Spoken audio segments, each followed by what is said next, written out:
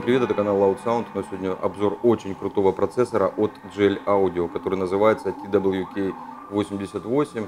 Если говорить проще, то TWIC 88, который существует в двух разновидностях, побогаче и попроще. У нас сегодня богатая версия с кучей входов различных. Версия попроще отличается тем, что у нее на входе будет только оптика. В этом обзоре я вам покажу сам процессор, покажу входы, выходы, что он умеет. Мы поиграемся с программой настройки и также расскажу про дополнительный блок для него, который преобразовывает сигнал от штатной аудиосистемы, суммирует его и выдает оптику, либо аналог. Тоже очень крутое устройство, у меня его, к сожалению, здесь нет, но программу мы можем запустить в демо-режиме и ознакомиться, что он умеет. Про него я тоже расскажу, называется он Fix. На данный момент у нас есть два типа процессоров TWIC и один тип преобразователей сигнала Fix. Давайте начнем с самого процессора. Сейчас посмотрим, какие у него есть входы, выходы, что он умеет, на что он способен.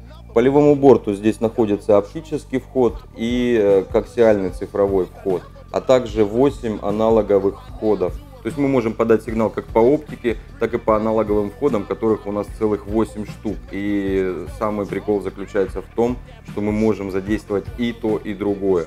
В программе распределить эти входы, назначить, куда они должны выходить, как обрабатываться. Сейчас я это все покажу. Это очень крутая штука в этом плане. То есть богатство настроек тут просто зашкаливает. Есть и минусы.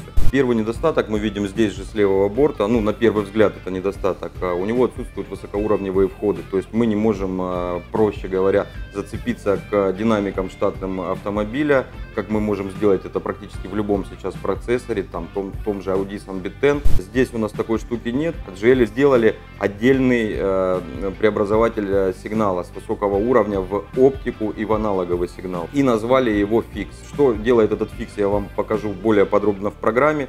Вкратце он берет сигнал со всех динамиков, которые вы подаете ему с автомобиля, суммирует все эти сигналы, делает эквализацию, то есть отслеживает, где у нас сигнал неровный, выравнивает его и выдает нам на выходе оптически уже обработанный суммированный сигнал в полной полосе, либо выводит в обычный RCA. Стоит эта штука дороже, чем простые преобразователи, и кратно. То есть обычный преобразователь типа AMD Lab вы можете там купить 5-10 тысяч, вы заплатите. Это будет штука, которая просто берет высокий уровень, преобразует его в низкий, будет там регулятор гейна и все.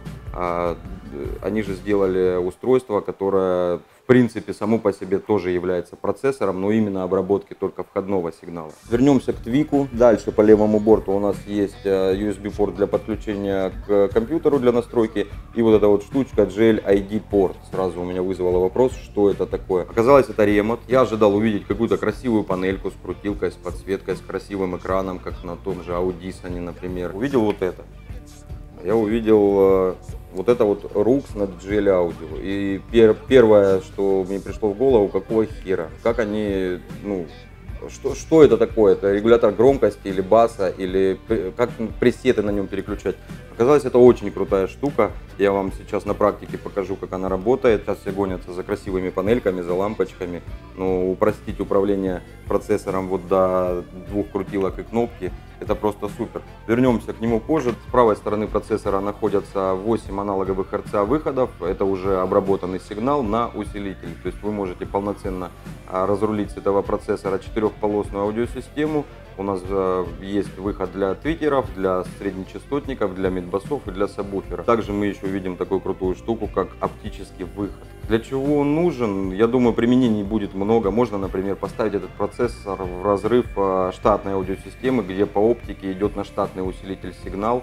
Вы можете этот сигнал обработать и пустить дальше на усилитель и не трогать больше ничто в аудиосистеме штатной. То есть просто у вас будет возможность ее настраивать. Первое, что мне на ум пришло, это подключить еще один процессор можно. Ну, то есть у нас оптический сигнал вошел, вышел, и мы можем дальше подключить еще один провод. Конечно, пригодится только в очень сложных аудиосистемах, когда у нас нужно очень много каналов. Упрощенная версия этого процессора, которая называется TWIC D8, имеет только оптический вход, не имеет аналоговых, стоит на порядок дешевле. Если кому-то нужна оптика, не нужно коаксиальный цифровой вход или аналоговые входы в количестве 8 штук, лучше купить, конечно, более простую версию. Простая версия стоит порядка 32 тысяч, этот стоит 38. Кроме цифрового и аналоговых выходов, мы видим с правой стороны также колодку для подключения питания. Она сделана очень добротно, очень удобно подключать. Последний проводок вызывает вопросы, это валет. Вы можете вывести кнопку где-нибудь в салон, спрятать ее и запрограммировать, что будет происходить с процессором по нажатию этой кнопки. Ну, грубо говоря, если вы оставили машину на мойке где-то, вы можете снизить общий уровень громкости там в половину или там до 20%, чтобы аудиосистему, если включат, ее не могли раскачать на полную. Полезная функция, не часто, но бывает такое. Люди оставляют машину на мойке или в каком-нибудь сервисе, и там ребята решают послушать музыку, делают погромче, а насколько крутить не знают, палят аудиосистему.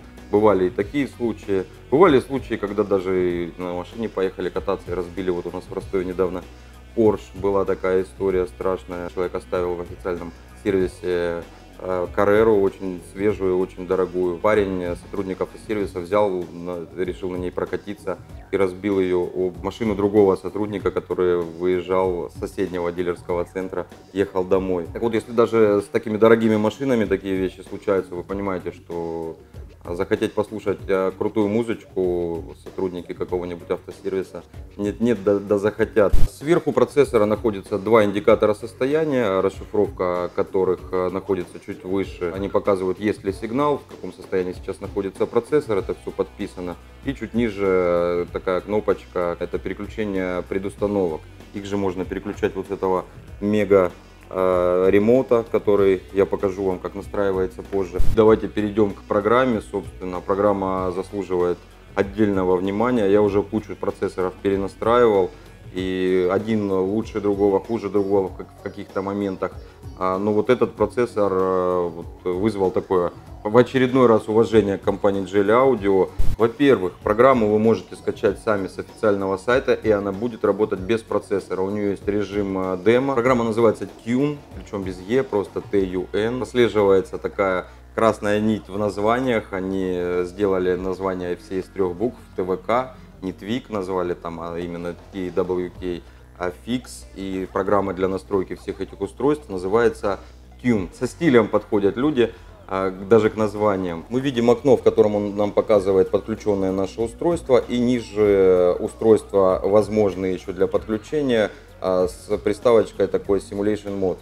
То есть режим симуляции. Вы можете без подключения к процессору запустить программу и в полной мере ей пользоваться, смотреть, как и что работает. Вот, собственно, список устройств, про которые я говорил. ТВК-88 это устройство, которое у нас сегодня на обзоре. 8 обозначает 8 входов, 8 выходов. Чуть ниже мы видим в самом низу ТВК D8, это его младший собрат. Буква D или D говорит нам о том, что у него оптический вход, и восьмерка говорит о том, что 8 выходов. Вот название тоже очень прозрачное и понятное, это очень здорово. Видим две версии Fix, это преобразователи сумматоры сигнала, про которые я уже говорил.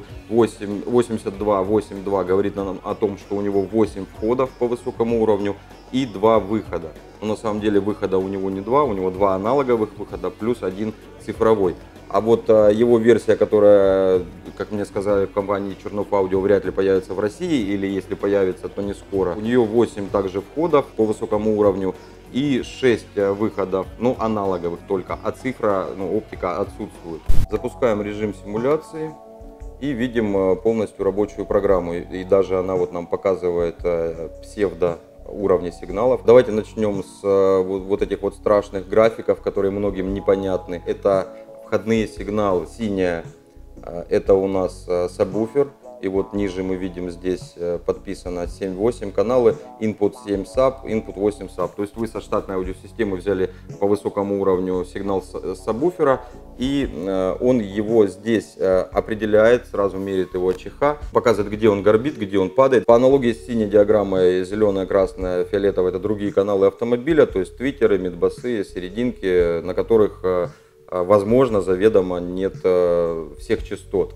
Так вот, что делает этот процессор? Он объединяет все эти частоты, суммирует, то есть делает общий сигнал из них. То есть вот эта ровная полоса, она нам показывает, что у нас сигнал теперь суммированный и выровненный. Мы получаем ровнейшего ЧХ на выходе. И это круто. Это не все, что умеет эта программа. Она показывает нам вольтаж, то есть уровень входного сигнала. Она показывает нам задержки, если вдруг сигнал задержан по какой-то причине. Ну, может, DSP стоит в штатной аудиосистеме какой-то. Более того, эта программа видит перепутанную полярность. То есть, если вы, например, взяли со штатных динамиков плюсы и минусы и где-то ошиблись, перепутали фазу, она вам это покажет. И вы можете в этой же программе это изменить. Зачем? Я не знаю. Это какой-то крутой наворот. Это видно, если все уже спрятано и не хочется лезть и переподключать, но я бы залез. Я не знаю, какому инсталлятору будет спокойно спаться по ночам, который будет знать, что у него плюс с минусом перепутан. Также мы видим кнопки байпас лево и байпас справа. Вот на графиках мы сразу увидим, что он нам эту полосу просуммировал, но не сделал эквализацию. И справа мы видим уже сигнал, который будет выходить в аналоговые выходы, которые мы можем выключить, и оптические. Ну и это еще не все. Если по какой-то причине выходной сигнал вам не нравится, если вот он нарисовал вам ровную полосу, а она на самом деле неровная, если он ошибся, или вам по какой-то причине нужно сделать неровный ЧХ на выходе, у нас есть вкладка Tune, на которой у нас расположен эквалайзер. Для левого и правого канала отдельно мы можем регулировать, либо залинковать их и крутить уже левый и правый канал вместе. Также есть кнопки для удобства включения-выключения. На тот случай, если вы захотите послушать сразу с эквалайзером, без эквалайзера, очень удобно. Вот такое вот, с одной стороны, спорное устройство, да, стоит дорого, и по сути это преобразователь. Я это так воспринял, я привык, преобразователь это преобразователь. Ну, у нас по сути получается еще один такой процессор, ну, для обработки высокоуровневого сигнала на входе. Дорого, да, получается купить эти оба устройства. JL Audio никогда не были дешевым железом, никогда не позиционировали себя как дешевку. И я считаю, что здесь деньги есть за что просить. Давайте вернемся к процессору. В отличие от программы симуляции, сейчас мы работаем с реальным устройством, мы к нему подключены. Первое, что мы видим, когда заходим в программу, это миксер. Входные каналы мы здесь видим, наш оптический вход лево и вход право, остальные у нас не задействованы. Мы их можем включить самостоятельно. Дальше в этом миксере мы распределяем каналы как хотим, мы можем их объединить, можем пустить по разным веткам.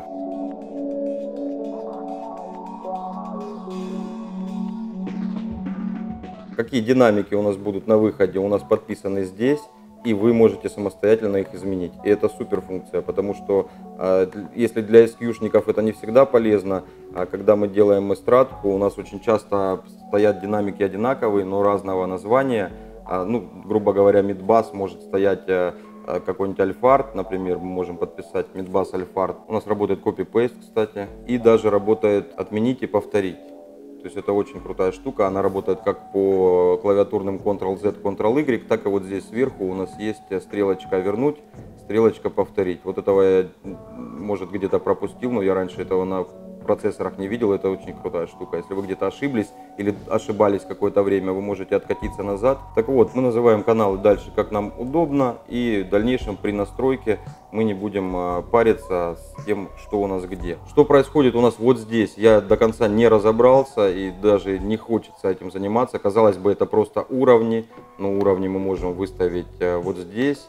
Здесь у нас какая-то вещь по микшированию каналов. Если вы знаете, что это, и если это действительно полезная функция, напишите в комментариях. Дальше у нас идет настройка вот этого вот чудо-пульта. И по пиктограммам кружочек внутренний, кружочек наружный мы понимаем, что мы будем крутить вот эту крутилку или вот эту. Соответственно, здесь мы проставляем галочки, что мы будем крутить, какой крутилкой. Это очень удобно. По умолчанию она у нас стоит в режиме громкость общая и сабвуфер, внутренняя громкость, внешняя сабвуфер. Мы можем ее переключить в режим громкость и фейдер. То есть внутренняя у нас будет регулировать также общую громкость, а внешняя будет переводить нам фейдер спереди назад или слева направо, как вы динамики расположите. И зон 1-2 volume. То есть здесь мы можем выбрать, какие каналы, какой крутилкой мы будем регулировать. То есть достаточно полезная функция. Допустим, вам не нужно крутить общую громкость с процессора, она у вас крутится и так с магнитолы, но вам хочется регулировать твитеры на ходу. Вы ставите на внутреннюю крутилку твитеры, на внешнюю крутилку сабвуфер, например, или миды. Назначайте, в общем, любые каналы на них, как хотите. Это то, о чем я говорил, вот просто какая-то кнопочка непонятная с крутилкой, а функционал просто громадный. Но это еще не весь функционал. Сверху, если вы заметили, у нас есть такая вещь, как вот пресет 1. Мы можем его переименовать, продублировать, выбрать для него цвет, и мы можем создавать еще много пресетов и каждому назначить свой цвет. Этот цвет будет загораться на этом светодиоде, когда вы будете выбирать этот пресет. Мы можем их дублировать, можем их переименовывать или удалять. Тоже очень полезная вещь. Например, вам нужно вот в этой настройке поэкспериментировать, там, ну, грубо говоря, с задержками, но вы не хотите трогать эту настройку, чтобы ничего не сбить. Вы нажимаете Duplicate, у вас появляется дубль первого пресета, и в нем уже после включения вы играетесь с вашими временными задержками.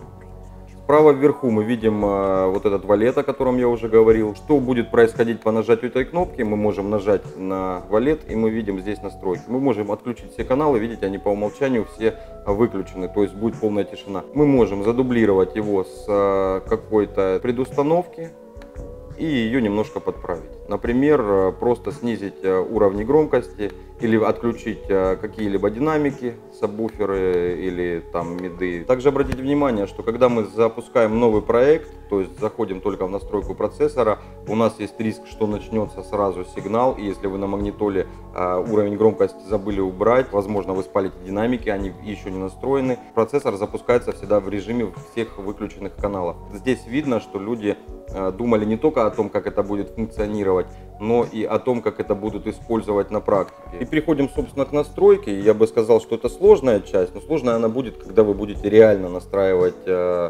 систему.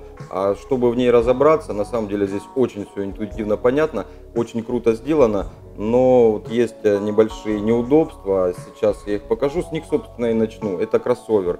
Кроссовер линки реализованы очень хреново, мне не понравилось. То есть, когда вы регулируете кроссовер, как правило, вам нужно регулировать его и для левого, и для правого канала одновременно на каждой своей полосе. Ну, когда вы режете твиттер на 8 кГц, вам надо, чтобы оба твиттера были порезаны на 8 кГц.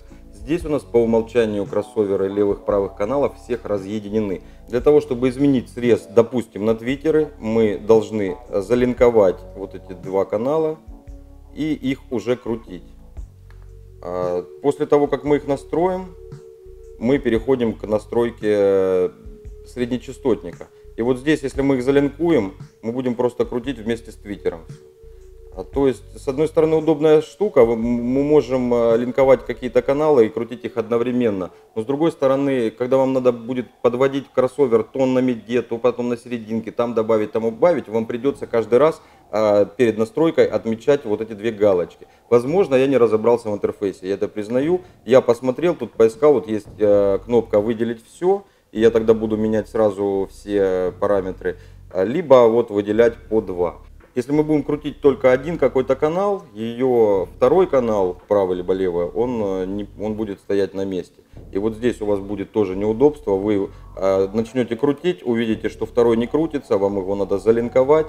И вы его залинкуете, а они теперь крутятся на разной частоте, и нахера вам, спрашивается, это надо. Чем это компенсировано? Компенсировано удобством интерфейса. Во-первых, мы можем ввести значение на клавиатуре в цифрах. Во-вторых, мы можем управлять им стрелочками на клавиатуре, вверх-вниз.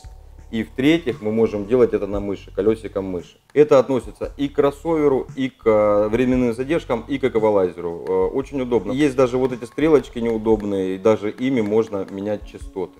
Вот в плане вот этого продумано просто до мелочей, но почему они не залинковали по умолчанию левые и правые кроссоверы, для меня загадка. После настройки частоты мы видим крутизну, характеристики затухания, и здесь с одной стороны это более эргономично, здесь сразу и порядок, и тип фильтра мы можем выбрать.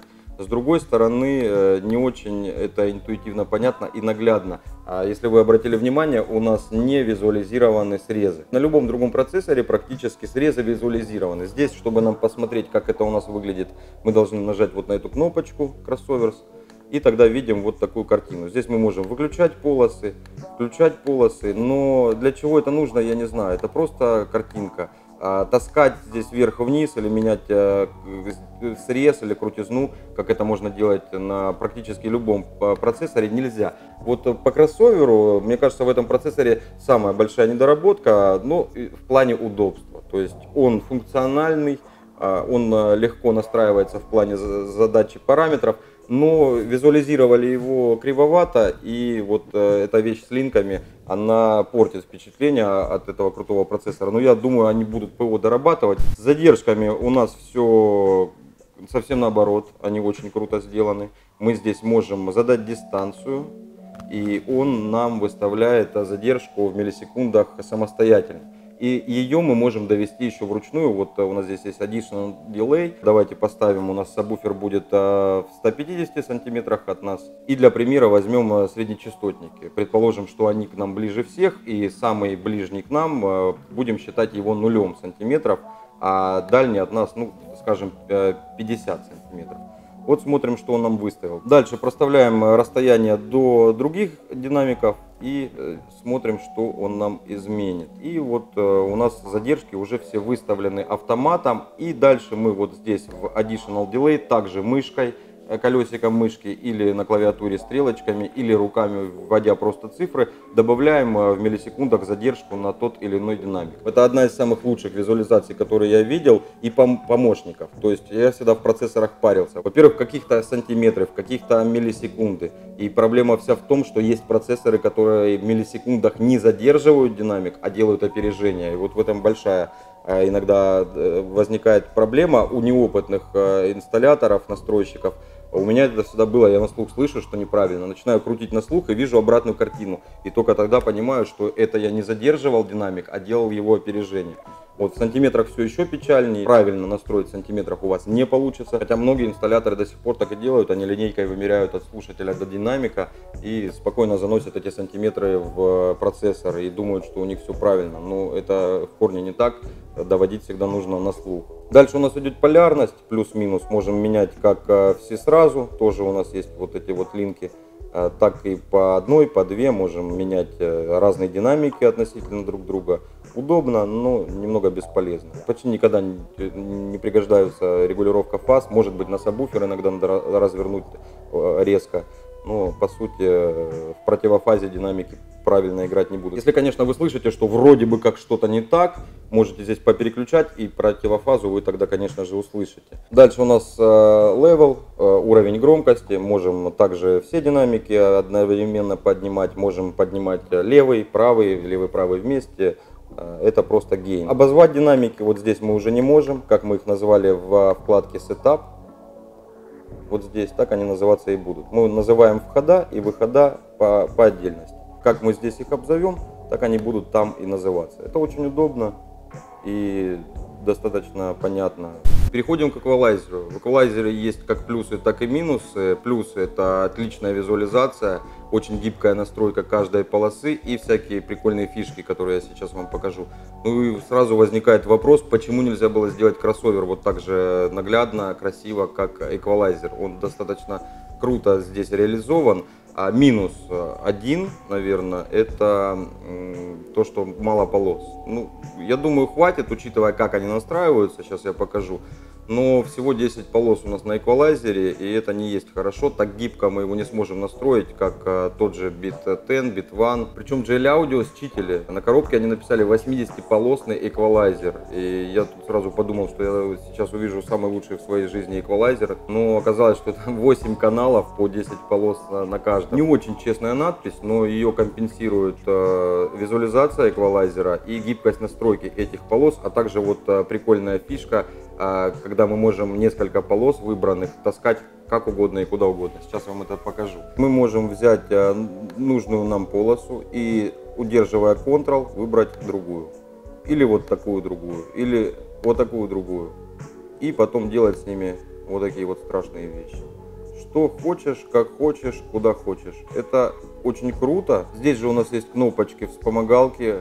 Сбросить весь эквалайзер, и если вы случайно ее нажали, я вам напоминаю про вот эту чудо-кнопку, почему ее в другие процессоры не запихивать, не знаю, возврат, То есть вы можете возвращаться на несколько действий назад. Но здесь опять есть косячок. Он запоминает только 10 последних действий. Можно сделать и больше. Мелочь, но это очень удобно, это пригодится. И сделано это не только для того, чтобы исправлять ошибку, а, видимо, для того, чтобы послушать, что меняется. То есть если вы в другом процессоре что-то поменяете и захотите послушать, как было до этого, вам придется руками тянуть это обратно, либо пресет какой-то восстанавливать. Здесь вы можете что-то изменить, нажать возврат действия и услышите, как это было до этого, и кликать туда-сюда, вперед-назад. Это супер функция, GL Audio, огромный респект за это. По настройке самих полос у нас все точно так же, как в случае с другими параметрами. Мы можем менять на клавиатуре, можем на мышке, можем вот этими кнопочками воспользоваться встроенными. И делать мы это можем в частоте, в ширине и в уровне громкости. Очень удобно, визуально понятно. Хотите, мышкой таскайте, хотите, вот здесь колесиком мышки крутите. Очень круто это сделано. Можно выключить его. Тоже классная вещь. Вы можете послушать, что будет без настройки вот этой полосы. Быстро откатить ее во флет и посмотреть, нужна ли вам вообще настройка на этой частоте. Визуализация супер. Мы можем настраивать как графически, так и переключаться в параметрик. При переключении в параметрик он все сбросит нам в нули. И если мы переключимся обратно, у нас опять все пропало. Сейчас проверим, работает ли undo. Да, она также возвращает нас обратно. Если вы случайно переключились в параметрик, не почитали, что здесь написано, согласились, он вам сбросил, вы можете откатиться обратно. Пиктограммы слева вверху вот здесь переключают нас между режимом одного окна и двух окон. Теперь мы не должны здесь переключаться между каналами, а можем выбрать сразу два. Например, выберем твиттеры и выберем среднечастотники. И между ними очень удобно переключаемся. Подвели твиттеры, послушали, что у нас изменилось, подвели среднечастотники. Удобно и круто. И на этом моменте я только сейчас понял, что можно делать с этим эквалайзером. Я беру свои слова обратно, что 10 полос это мало. У нас 10 полос в рамках каждого канала есть. И смотрите, что мы можем делать. Если, например, нам не хватает частот на твиттерах, вот у нас первый, второй канал мы настраиваем, нам же ниже частоты, чем там 4 килогерца и не нужны.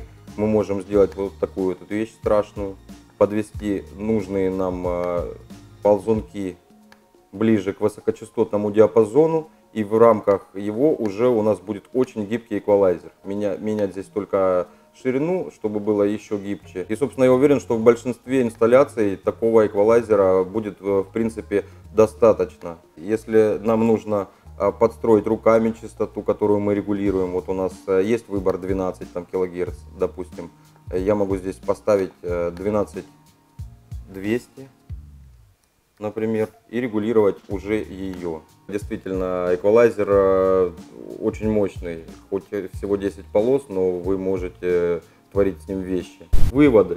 Процессор очень понравился лично мне, прям вдохновился им, что-то новое, что-то по-другому сделали. Некоторые вещи вот накосячили, но это все в основном софт. Я уверен, его будут дорабатывать. Мы получили огромное количество вариантов по входу, по выходу, по подключению второго процессора. Очень крутые настройки, очень приятный, интуитивно понятный интерфейс. Не во всем, конечно, там вот кроссовер на пароле. Подход GL Audio к автозвуку, он всегда впечатлял.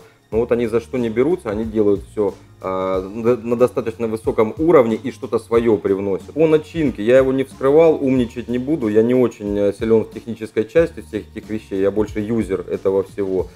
Есть такой сайт carmuse.ru, там парень очень толковый, очень старожил в автозвуке, там он распишет про то, какие у него кишки стоят, чем они отличаются от обычных процессоров.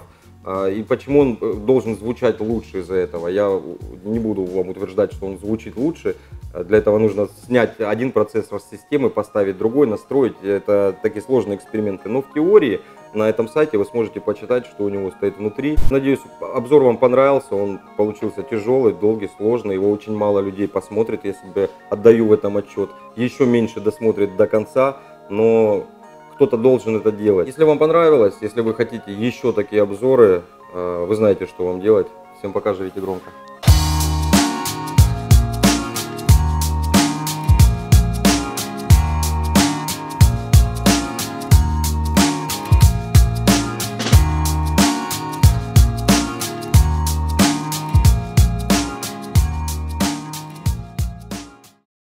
Вообще не варит. Не, вот все слышат, наверное, это псыканье. Это здесь я, короче, сзади псыкаю.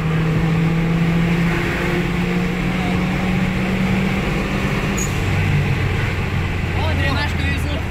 А ну не вали. Смотрите. Оп, какой необычный обзор тренажки. Самый быстрый обзор в мире. Да, очень круто. Сейчас как он так рулится?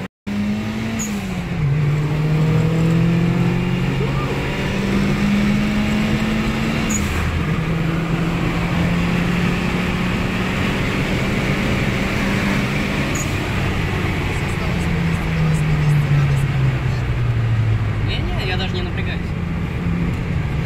И тормоза что, нормально, не перегревают? Не-не, Калина Спорт и колодка хорошая.